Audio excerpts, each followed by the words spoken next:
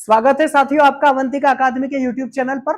आज 13 अक्टूबर है और हम आपके लिए लेकर आए हैं मध्य प्रदेश के लेटेस्ट करंट अफेयर्स जो आपके लिए काफी महत्वपूर्ण है। तो आइए शुरू करते हैं।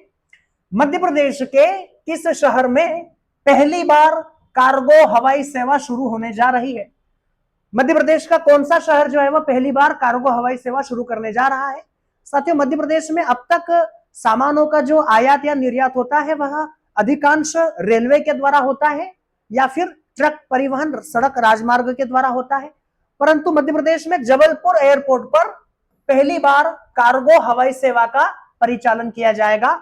इससे समय की भी बचत होगी और साथ ही साथ में आयात निर्यात भी बढ़ेगा। अतिशीघ्र जो है वो सामानों का निर्यात किया जाएगा। तो आंसर हमारा जबलपुर होना चाहिए। 12 अक्टूबर को समरसता सम्मेलन का आयोजन मध्य प्रदेश में कहां किया गया? 12 अक्टूबर को समरसता सम्मेलन का आयोजन मध्य प्रदेश में किया गया है और यह शहर जो है वो साथियों हमारा भोपाल है। भोपाल में समरसता सम्मेलन का आयोजन किया गया। अब यह क्यों किया गया है? महर्षि राष्ट्र ऋषि वाल्मीकि जयंती के उपलक्ष्य में जो है वह इस सम्मेलन का आयोजन किया गया था। तो आंसर हमारा साथियों भोपाल होना चाहिए। 12 अक्टूबर को समरसता सम्मेलन मनाया गया है। समरसता का अर्थ क्या होता है? समरसता का अर्थ होता है समतामूलक समाज की स्थापना करना, छुआछूत, जातिवाद, भाई भतीजावाद और जो धर्म के नाम पर भेदभाव होता है उसको समाप्त करते हुए एक समतामूलक समाज की स्थापना करना, जहां पर सभी समान होते हैं, सभी के अधिकार समान होते हैं, कोई छोटा या बड़ा नहीं होता। तो आंसर हमारा भोपाल होना चाहिए। ग्वालियर के कृषि विश्वविद्यालय के द्वारा तुलसी की नई किस्म को तैयार किया गया है, इसका नाम क्या है? साथियों, ग्वालियर के राजमाता विजया राजे सिंधिया कृषि विश्वविद्यालय के द्वारा, ग्वालियर में राजमाता विजया राजे सिंधिया कृषि विश्वविद्यालय है, विजया राजे सिंधिया कृषि विश्वविद्यालय, और इसी कृषि विश्वविद्यालय के द्वारा तुलसी की एक नई किस्म जो है वह खोजी गई है जिसका नाम है राज विजय। साथियों, ये नई किस्म राज विजय है। ये क्यों महत्वपूर्ण है? ये इसलिए महत्वपूर्ण है क्योंकि इसके द्वारा तेल का अत्यधिक मात्रा में उत्पादन किया जाएगा। इस किस्म के द्वारा तुलसी के पौधों से अत्यधिक तेल जो है वह निकाला जा सकता है और साथ ही साथ इसका औषधि महत्व भी सामान्य तुलसी के पौधों से कहीं अधिक है। इसके पौधों से, इसके पत्तों से कहीं ज्यादा महत्व जो है वो इसके बीज का होगा। तो आंसर जो है वो हमारा राज विजय है। साथियों, ये ग्वालियर में राजमाता विजया राजे सिंधिया विश्वविद्यालय के द्वारा विकसित की गई है। आज राजमाता विजया राजे सिंधिया का जन्मदिन भी है, जन्म दिवस भी है आज राजमाता विजया राजे सिंधिया का। इन्हें राजमाता कहा जाता है। और मध्य प्रदेश के संदर्भ में इनके इतिहास को अगर हम देखें तो मध्य प्रदेश में जब 1967 में संविद सरकार का गठन किया गया था, मध्य प्रदेश में जब 1967 में संविद सरकार गोविंद नारायण सिंह जब मुख्यमंत्री थे, गोविंद नारायण सिंह जब मध्य प्रदेश के मुख्यमंत्री थे तो उनके मुख्यमंत्री रहते हुए राजमाता विजया राजे सिंधिया जो है वह सदन की नेता चुनी गई थी, सदन की नेता चुनी गई थी। तो यह फैक्ट हमें याद रखना है। एमपीपीएससी में इस प्रकार के प्रश्न पूछे जाते हैं।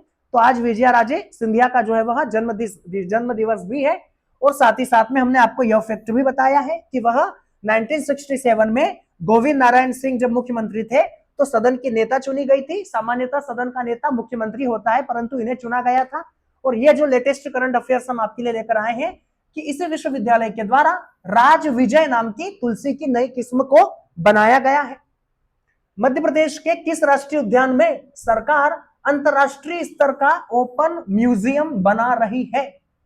मध्य प्रदेश के किस राष्ट्रीय उद्यान में सरकार अंतरराष्ट्रीय स्तर का ओपन म्यूजियम बना रही है? साथियों, मध्य प्रदेश सरकार जो है वह डायनासोर राष्ट्रीय उद्यान जो धार जिले में है, 2010 में इस राष्ट्रीय उद्यान को बनाया गया था। और ये देश का एकमात्र ऐसा राष्ट्रीय उद्यान है जो डायनासोर के ऊपर जो है वह बनाया गया है। धार जिले में यह आता है। तो राज्य की सरकार डायनासोर राष्ट्रीय उद्यान में अंतरराष्ट्रीय स्तर का ओपन म्यूजियम बना रही है। साथ ही डायनासोर राष्ट्रीय उद्यान में आपको 10 करोड़ वर्ष पूर्व तक के जीवाश्म मिल जाएंगे। 10 करोड़ वर्ष पूर्व तक के जीवाश्म आपको डायनासोर राष्ट्रीय उद्यान में मिल जाएंगे। तो ये दर्शाता है कि हमारा जो मध्य प्रदेश है, जो भारत है, वो कितना पुराना रहा है और यहाँ पर डायनासोर जो है वह बड़ी संख्या में रहे हैं, क्योंकि 10 करोड़ वर्ष पुराने जीवाश्म यहाँ पर आज भी मिलते हैं। तो आंसर हमारा जो है वह धार का डायनासोर राष्ट्रीय उद्यान होना चाहिए, जहां पर आपको जोरासिक पार्क जैसा अनुभव मिलेगा या जोरासिक पार्क जैसा अनुभव यहाँ पर आपको करवाया जाएगा। तो आंसर हमारा धार का डायनासोर राष्ट्रीय उद्यान होना चाहिए। मध्य प्रदेश के किस एयरपोर्ट पर फ्लाइंग ट्रेनिंग सेंटर खोला जाएगा? मध्य प्रदेश के किस एयरपोर्ट पर फ्लाइंग ट्रेनिंग सेंटर खोला जाएगा? साथियों, मध्य प्रदेश सरकार भोपाल में राजा भोज अंतरराष्ट्रीय एयरपोर्ट पर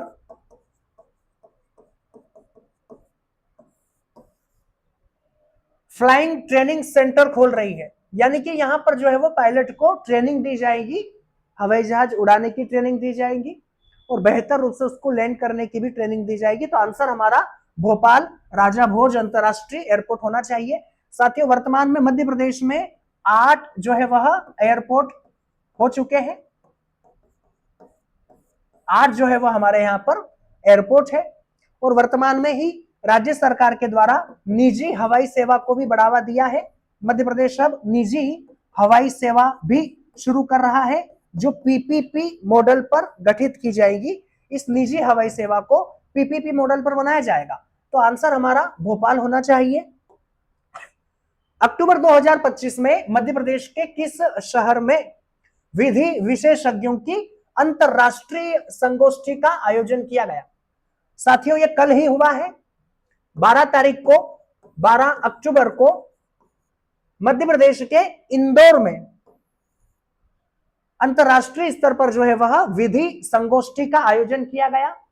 माननीय मुख्यमंत्री जी और साथ ही साथ में उच्च न्यायालय के मुख्य न्यायाधीश, माननीय मुख्य न्यायाधीश जी भी इसमें मुख्य अतिथि थे और भी कई राष्ट्रीय स्तर के यहाँ पर विद्वान आए हुए थे, जिनके द्वारा न्याय प्रदान करने की शैली और न्याय के ऊपर कि अधिक से अधिक लोगों का कल्याण हो, ज्यादा से ज्यादा लोगों को न्याय प्राप्त हो और कोई भी व्यक्ति न्याय से वंचित ना रहे, इस उद्देश्य से जो है वह इसे बनाया गया था या आयोजित किया गया था। तो आंसर हमारा इंदौर होना चाहिए। कौन सा अभ्यारण्य चीतों का तीसरा आवास बनाया जाएगा? साथियों, मध्य प्रदेश को चीता स्टेट कहा जाता है। मध्य प्रदेश में कूनो राष्ट्रीय उद्यान चीतों के लिए प्रसिद्ध तो था ही, परंतु मध्य प्रदेश में गांधी सागर अभ्यारण्य को भी जो है वह चीते उपलब्ध करवाए गए हैं। तो गांधी सागर अभ्यारण्य मध्य प्रदेश का दूसरा चीतों का आवास बना। यहां पर 2 चीतों को भेजा गया। कूनो में 25 चीते हैं। इस तरह से वर्तमान में मध्य प्रदेश में 27 चीते हैं, परंतु मध्य प्रदेश के अंदर 2026 में नौरादेही अभ्यारण्य के अंदर चीतों को बसाया जाएगा। नौरादेही में नामीबिया से 2026 में चीते लाए जाएंगे और इन चीतों को नौरादेही में बसाया जाएगा। अब इसका नाम जो है वह रानी दुर्गावती अभ्यारण्य कर दिया गया है, नौरादेही। तो आंसर हमारा नौरादेही होना चाहिए। तो अब मध्य प्रदेश में जो है वो तीसरा आवास चीतों का नौरादेही बन चुका है या बन जाएगा। साथियों, अगले हमारे प्रश्न आपके लिए है, मध्य प्रदेश मंत्रिमंडल में महिला मंत्रियों की संख्या कितनी है? इस प्रकार के भी प्रश्न आपसे पूछे जाते हैं कि मध्य प्रदेश के मंत्रिमंडल में कितनी महिलाएं वर्तमान में है। साथियों, मध्य प्रदेश में वर्तमान में मुख्यमंत्री सहित 32 मंत्री हैं। मुख्यमंत्री को भी अगर शामिल किया जाए तो 32 मंत्री हैं। इन 32 मंत्रियों में मध्य प्रदेश में 5 महिला मंत्री हैं। 5 महिला मंत्री हैं और एमपीपीएससी इस प्रकार के प्रश्न आपसे पूछता है। महिला मंत्री 5 है। नाम हम आपको बताएं, राधा सिंह, दूसरी है कृष्णा गौर। तीसरा जो नाम है वह संपत्तिया उइके है।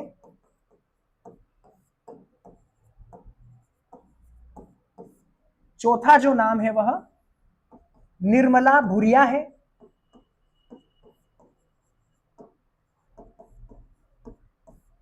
और पांचवा जो है वह प्रीतमा बागरी है। ये 5 नारी वर्तमान में मध्य प्रदेश में मंत्रिमंडल में शामिल है। तो आपसे प्रश्न पूछा जा सकता है, मध्य प्रदेश विधानसभा में महिला विधायकों की संख्या कितनी है? यह भी प्रश्न आपसे पूछा जाता है, अक्सर पूछा जाता है। मध्य प्रदेश विधानसभा में महिला विधायक कितनी है? साथियों, मध्य प्रदेश की 230 विधानसभाओं में वर्तमान में मध्य प्रदेश में 27 महिला विधायक है। 27 जो है वह महिला विधायक है जो विधानसभा में चुनकर आई है। तीसरा साथियों, आपसे प्रश्न यह भी पूछा जा सकता है, लोकसभा में मध्य प्रदेश से महिला संसद में कितनी संख्या में जो है वह चुनकर गई है? साथियों, मध्य प्रदेश में जो लोकसभा की सीटें हैं वो 29 है और इन 29 लोकसभा की सीटों में मध्य प्रदेश से 6 महिला सांसद जो है वह चुनकर गई है। 6 महिला सांसद मध्य प्रदेश से चुनकर गई है। तो इस तरह से हम कुछ अन्य फैक्ट भी आपके लिए लेकर आए थे। मोदी सरकार के द्वारा नारी शक्ति वंदना अधिनियम 2023 पारित किया गया है। अब मध्य प्रदेश में या पूरे देश में लोकसभा और विधानसभा के चुनाव में महिलाओं के लिए 33% आरक्षण लागू किया जाएगा, लेकिन यह 2031 की जनगणना के बाद लागू होगा।